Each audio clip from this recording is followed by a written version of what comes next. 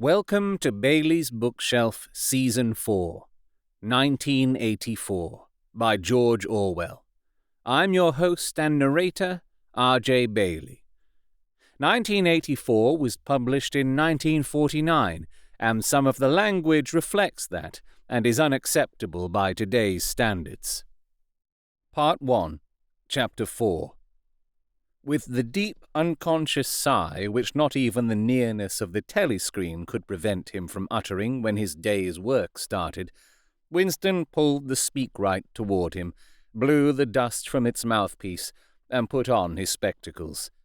Then he unrolled and clipped together 4 small cylinders of paper, which had already flopped out of the pneumatic tube on the right-hand side of his desk.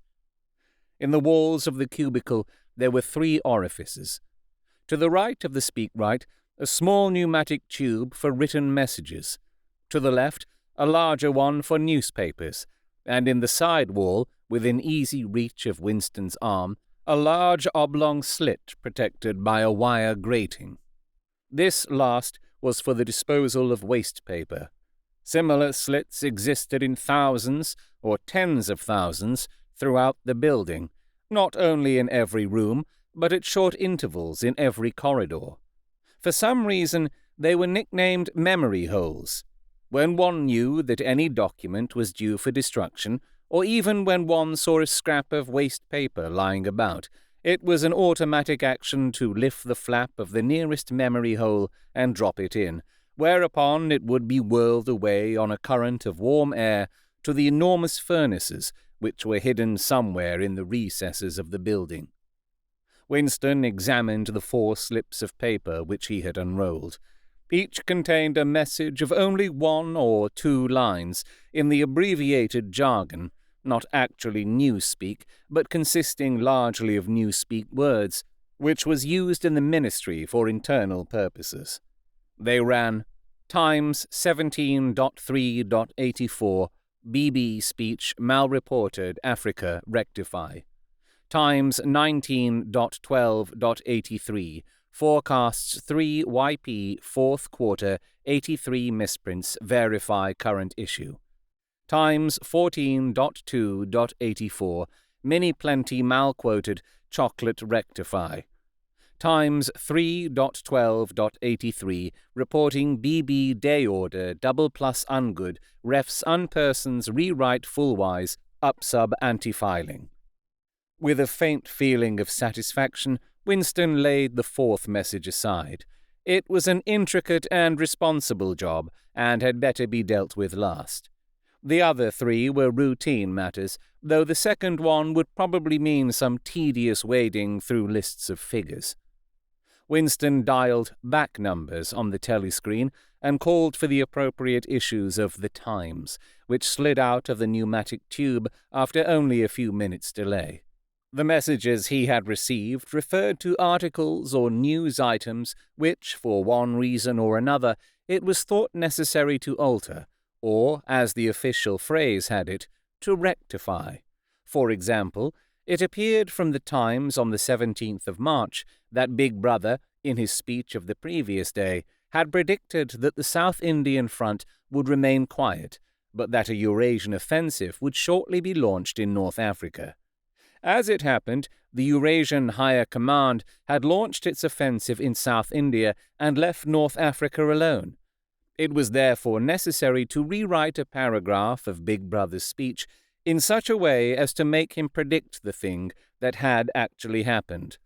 Or, again, the Times of the 19th of December had published the official forecasts of the output of various classes of consumption goods in the 4th quarter of 1983, which was also the 6th quarter of the 9th 3-year plan.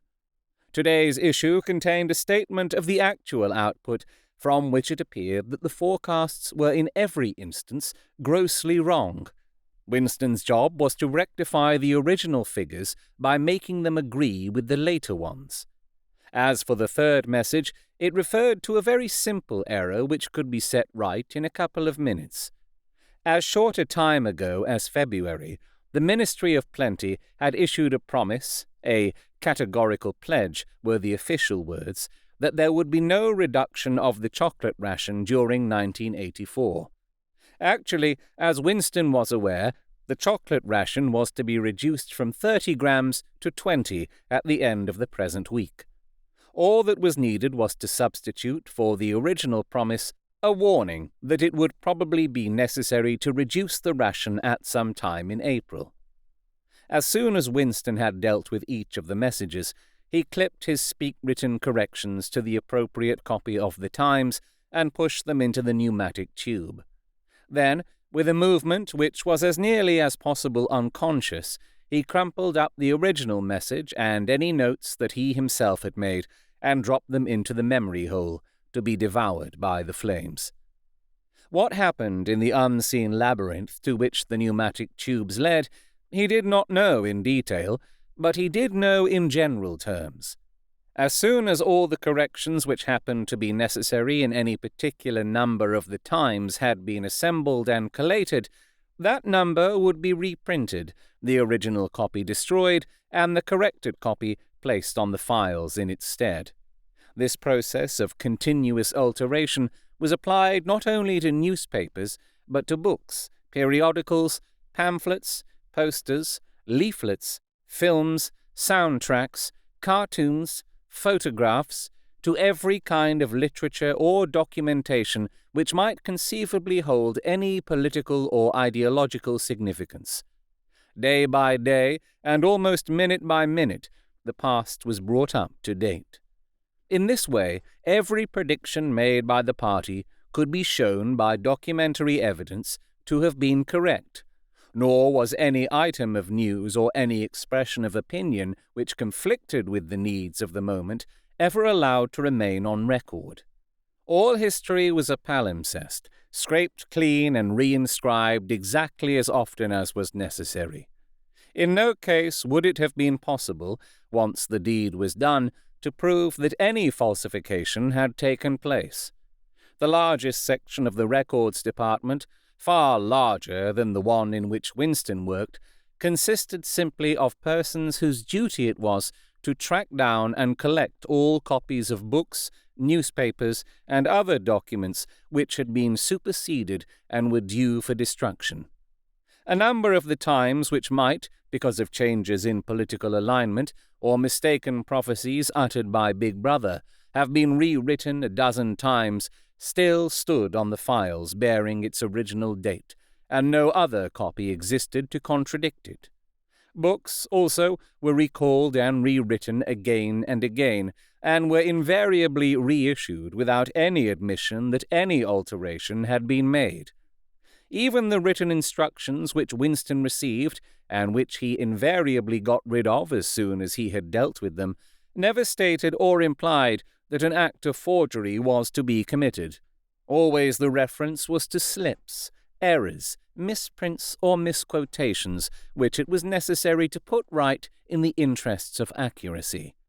But, actually, he thought, as he readjusted the Ministry of Plenty's figures, it was not even forgery. It was merely the substitution of one piece of nonsense for another. Most of the material that you were dealing with had no connection with anything in the real world, not even the kind of connection that is contained in a direct lie. Statistics were just as much a fantasy in their original version as in their rectified version.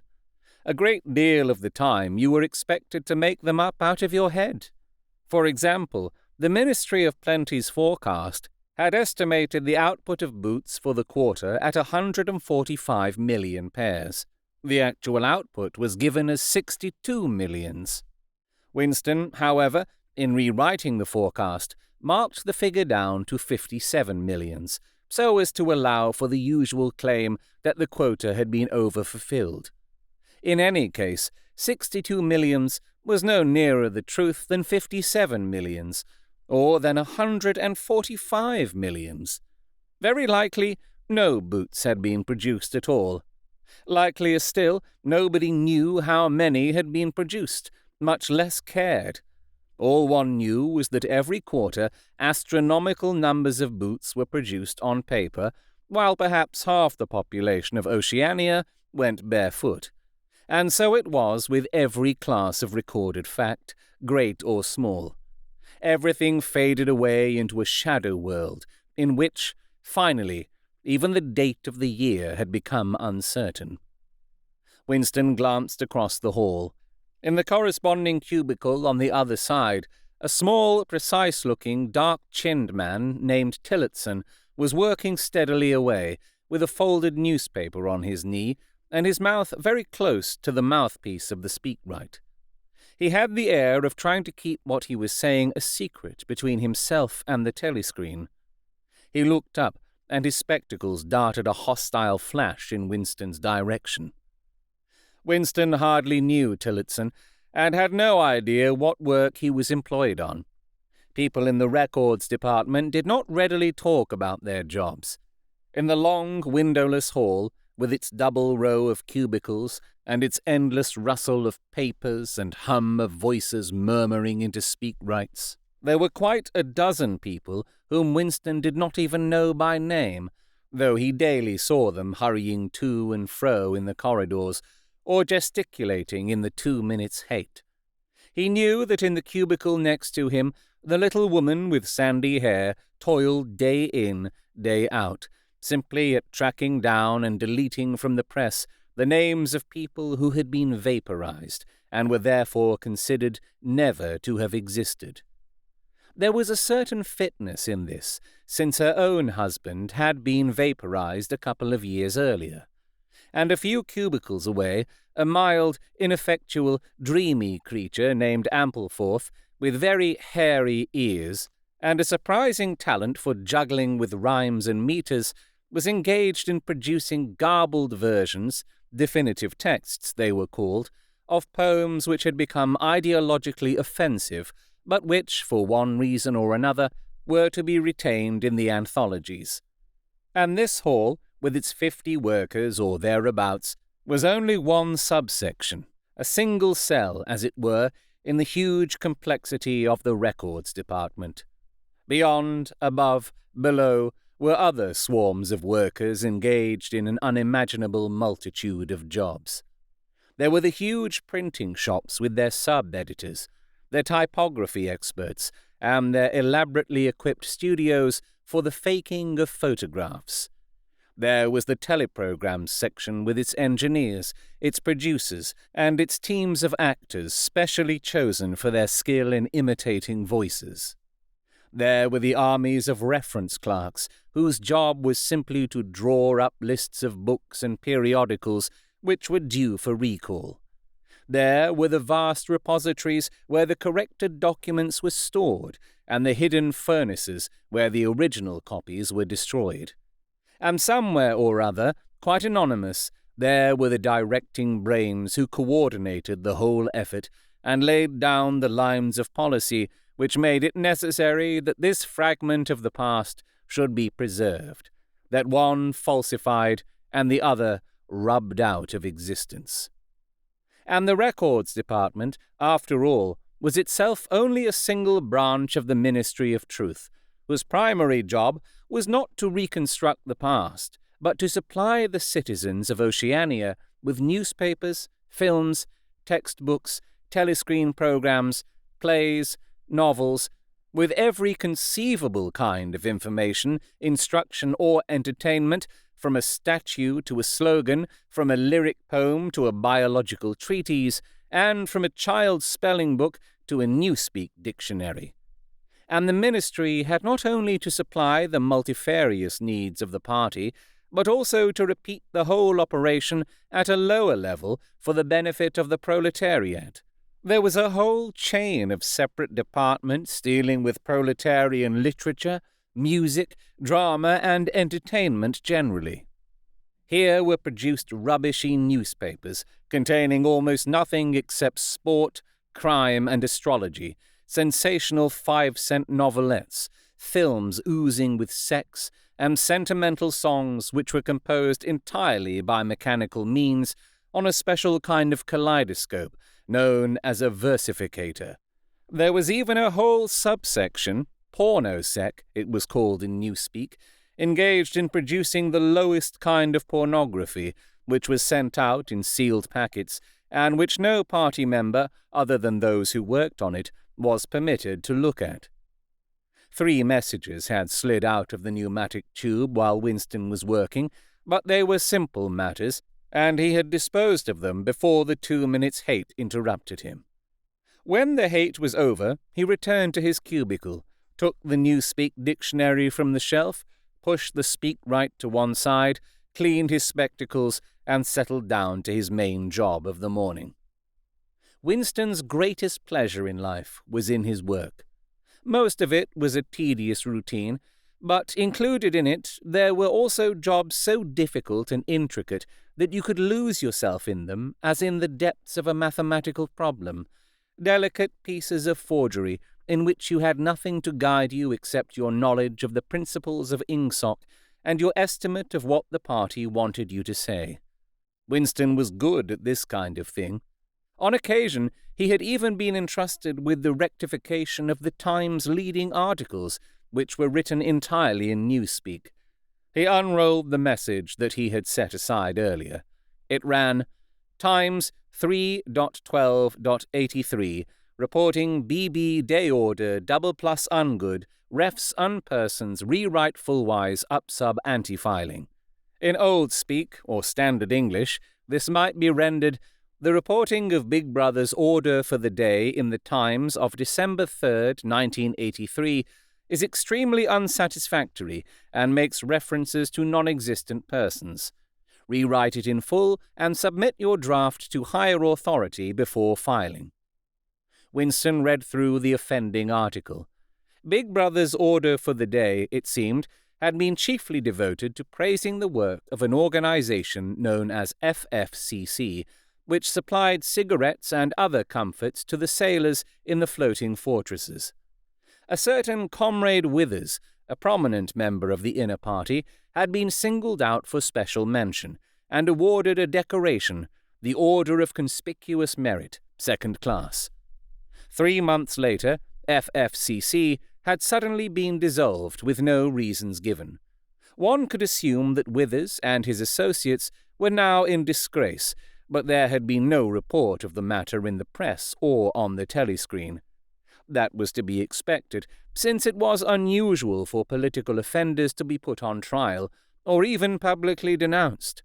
The great purges involving thousands of people, with public trials of traitors and thought criminals who made abject confession of their crimes and were afterwards executed, were special showpieces, not occurring oftener than once in a couple of years.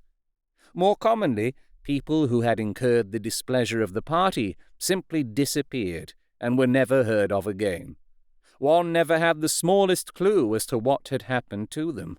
In some cases, they might not even be dead. Perhaps 30 people personally known to Winston, not counting his parents, had disappeared at one time or another. Winston stroked his nose gently with a paperclip. In the cubicle across the way, Comrade Tillotson was still crouching, secretively, over his speakwrite. He raised his head for a moment. Again the hostile spectacle flash. Winston wondered whether Comrade Tillotson was engaged on the same job as himself. It was perfectly possible. So tricky a piece of work would never be entrusted to a single person.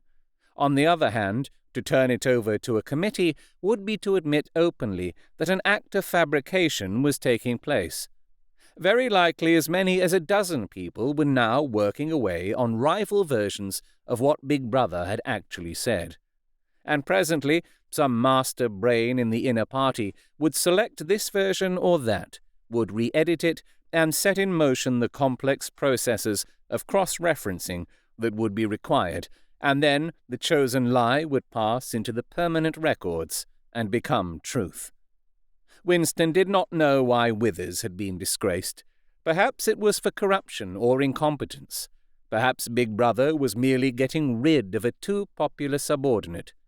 Perhaps Withers, or someone close to him, had been suspected of heretical tendencies. Or, perhaps, what was likeliest of all, the thing had simply happened because purges and vaporizations were a necessary part of the mechanics of government. The only real clue lay in the words, refs unpersons, which indicated that Withers was already dead. You could not invariably assume this to be the case when people were arrested. Sometimes they were released and allowed to remain at liberty for as much as a year or 2 years before being executed. Very occasionally, some person whom you had believed dead long since would make a ghostly reappearance at some public trial, where he would implicate hundreds of others by his testimony before vanishing, this time forever. Withers, however, was already an unperson. He did not exist. He had never existed. Winston decided that it would not be enough simply to reverse the tendency of Big Brother's speech. It was better to make it deal with something totally unconnected with its original subject. He might turn the speech into the usual denunciation of traitors and thought criminals, but that was a little too obvious, while to invent a victory at the front or some triumph of overproduction in the 9th 3-year plan might complicate the records too much. What was needed was a piece of pure fantasy. Suddenly, there sprang into his mind, ready-made as it were, the image of a certain Comrade Ogilvy who had recently died in battle, in heroic circumstances. There were occasions when Big Brother devoted his order for the day to commemorating some humble rank-and-file party member whose life and death he held up as an example worthy to be followed. Today he should commemorate Comrade Ogilvy. It was true that there was no such person as Comrade Ogilvy, but a few lines of print and a couple of faked photographs would soon bring him into existence. Winston thought for a moment, then pulled the speakwrite toward him and began dictating in Big Brother's familiar style, a style at once military and pedantic, and, because of a trick of asking questions and then promptly answering them, "What lessons do we learn from this fact, comrades? The lessons, which is also one of the fundamental principles of Ingsoc, that, etc., etc., easy to imitate." At the age of 3, Comrade Ogilvy had refused all toys except a drum, a submachine gun, and a model helicopter. At 6, a year early, by a special relaxation of the rules, he had joined the Spies. At 9, he had been a troop leader. At 11, he had denounced his uncle to the Thought Police after overhearing a conversation which appeared to him to have criminal tendencies. At 17, he had been a district organizer of the Junior Anti-Sex League. At 19, he had designed a hand grenade which had been adopted by the Ministry of Peace, and which, at its first trial, had killed 31 Eurasian prisoners in one burst. At 23, he had perished in action, pursued by enemy jet planes while flying over the Indian Ocean with important dispatches. He had weighted his body with his machine gun and leapt out of the helicopter into deep water, dispatches and all. An ending, said Big Brother, which it was impossible to contemplate without feelings of envy. Big Brother added a few remarks on the purity and single-mindedness of Comrade Ogilvy's life. He was a total abstainer and a non-smoker, had no recreations except a daily hour in the gymnasium, and had taken a vow of celibacy, believing marriage and the care of a family to be incompatible with a 24-hour-a-day devotion to duty. He had no subjects of conversation except the principles of Ingsoc, and no aim in life except the defeat of the Eurasian enemy and the hunting down of spies, saboteurs, thought criminals, and traitors generally. Winston debated with himself whether to award Comrade Ogilvy the Order of Conspicuous Merit. In the end, he decided against it because of the unnecessary cross-referencing that it would entail. Once again he glanced at his rival in the opposite cubicle. Something seemed to tell him with certainty that Tillotson was busy on the same job as himself. There was no way of knowing whose version would finally be adopted, but he felt a profound conviction that it would be his own. Comrade Ogilvy, unimagined an hour ago, was now a fact. It struck him as curious that you could create dead men, but not living ones. Comrade Ogilvy, who had never existed in the present, now existed in the past, and when once the act of forgery was forgotten, he would exist just as authentically and upon the same evidence as Charlemagne or Julius Caesar. Thank you so much to my Patreon at the Learned Librarian level, John. Your support really helps continue this program.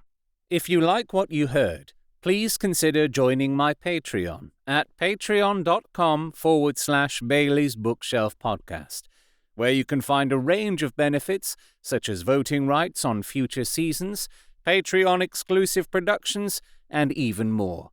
You can also make a one-off donation to support this project at buymeacoffee.com/RJ Bailey. If you'd like to send correspondence to me to read and discuss during an episode, or you would like to talk to me about me narrating your own audiobook or other voiceover services, you can contact me on Blue Sky at RJ Bailey, via email at robertjbailey@gmail.com, my website contact form at rjbailey.com, or send me a carrier pigeon. All pigeons know who and where I am at all times. Simply whisper my name in their ear. This book is in the public domain, and this production is entirely created and distributed in accordance with local laws. This audio production, however, is copyright to RJ Bailey.